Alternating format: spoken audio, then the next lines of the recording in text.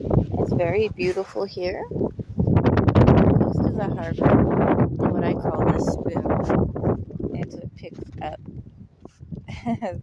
the tsunami water. Yes, I said tsunami. Alright, I'll flip this around so you can see what I'm talking about. It's really pretty out here. So pretty. It's really pretty. I gotta do it. Alright, there's my bike.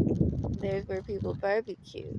And there's a boat way over there by the B Street Pier where I like to take my car because it's fun and I like to just go walking down the pier itself. There's some people.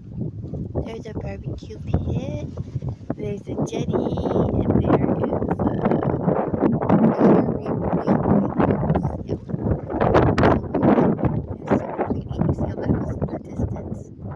It's pretty, like peacock green. Almost mint, but not quite. Now I want mint chocolate chip cookies.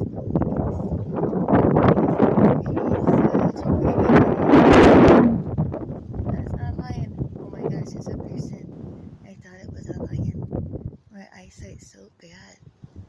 Hope I'm not letting you stalk me. Anyways, there's my bike.